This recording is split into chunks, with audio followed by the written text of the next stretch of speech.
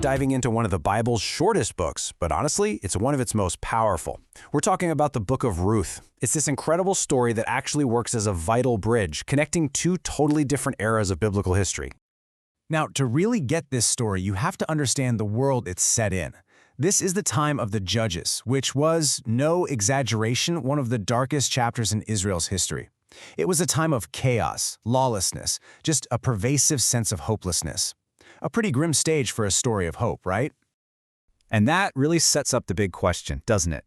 In a world that's literally starving and falling apart, where the motto is basically every man for himself, how on earth does a story of faithfulness and redemption even get started? Well, our story kicks off with a family in crisis. Their journey begins as a desperate search for food, but it very quickly spirals into a story of just immense tragedy. It all starts when a guy named Elimelech takes his wife, Naomi, and their two sons and leaves their home in Bethlehem to escape a brutal famine. They settle in a foreign land, Moab.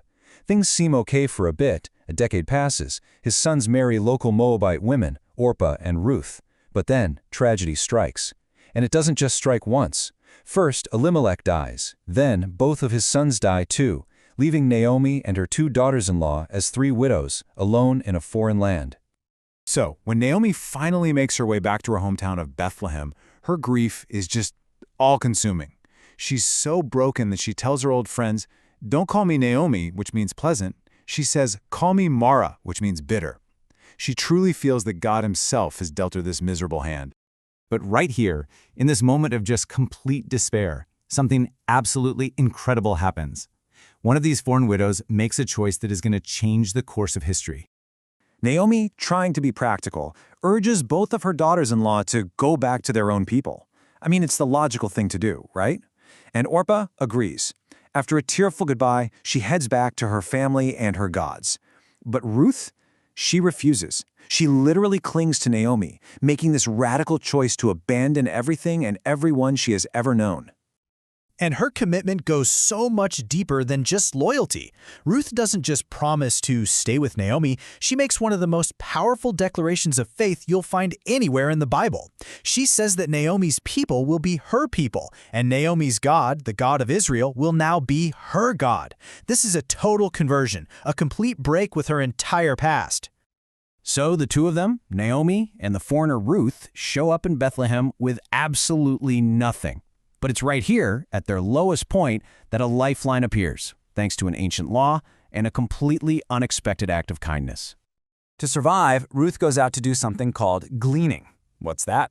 Well, it was basically this incredible welfare system built right into the law of Moses. Farmers were commanded not to harvest the edges of their fields so that the poor, the widows, and foreigners could come and gather leftover grain for themselves. It was this divinely inspired system of taking care of the vulnerable. And this is where the story takes a huge turn. The text says Ruth just happened to find herself in a field that belonged to a man named Boaz. But as our sources suggest, when you're talking about a story like this, these chance encounters often feel a lot like destiny. And as it turns out, Boaz is a relative of Naomi's late husband. Now, Boaz isn't just some random guy. He's a man of real integrity and kindness. And get this, he's already heard about Ruth's incredible loyalty to Naomi. So instead of ignoring her, he goes out of his way to offer her protection, he makes sure she has food and water, and he praises her for her faithfulness. In the dark days of the Judges, finding a man like Boaz is like finding a diamond. Okay, so this encounter with Boaz introduces the absolute central concept of the entire book, the kinsman redeemer. You really have to understand this sacred duty for the rest of the story to make sense. So what in the world is a kinsman redeemer? Think of it like a designated family hero.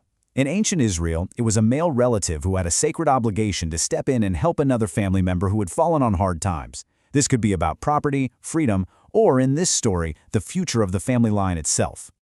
And the job of a redeemer was a big deal. The duties were extensive. They had to buy back family land that was sold, redeem relatives from slavery, and this is the crucial one for our story, marry a childless widow to carry on the family name. This was a deeply serious responsibility. And as our source material points out, this whole idea of redemption is a powerful theme, with many seeing Jesus as the ultimate redeemer for all of humanity. So following Naomi's savvy advice, Ruth approaches Boaz at the threshing floor at night. Now, this might sound a little strange to our modern ears, but this was a culturally appropriate, totally legitimate legal move. By asking him to cover her with his cloak, she was formally and publicly asking him to fulfill his duty as her kinsman redeemer by marrying her. Boaz is honored by her request, but there's one little snag. There's another relative who's actually a closer kinsman and has the first right of refusal. So Boaz goes to the city gate, the ancient version of a courthouse, and lays out the case. The other guy is interested in buying the land, but when he finds out he also has to marry Ruth, the Moabite woman, he backs out. He's worried it'll mess up his own inheritance. And just like that, the way is cleared for Boaz. And so Boaz publicly declares that he will redeem Naomi's land, and he will marry Ruth. This single act of faithfulness sets in motion a final chapter that is way more significant than anyone standing at that city gate could have ever possibly imagined. Just look at how Ruth's life is completely turned around, completely redeemed. She goes from being a poor foreigner to a wealthy landowner, from a grieving widow to a cherished wife, from being childless to becoming a mother. Her entire identity isn't just restored, it's elevated. But here is the absolute jaw-dropper. Boaz and Ruth have a son. They name him Obed. Obed grows up and has a son named Jesse. And Jesse becomes the father of David, Israel's greatest king. That's right, Ruth, the foreigner, the widow from Moab, becomes the great-grandmother of King David. And that is why this little book is so incredibly important. It perfectly bridges the gap between that chaotic, dark era of the Judges and the beginning of the monarchy in Israel. It shows that even in the worst of times, God was quietly working, preparing faithful people to carry his story forward. So we'll leave you with this. Our source material calls Boaz and Ruth gems that were shining in a really dark and despairing time. And it makes you wonder, doesn't it? In our own complex, often challenging world, who are the unexpected figures of hope? Who are the people of integrity and loyalty shining a light in the darkness today?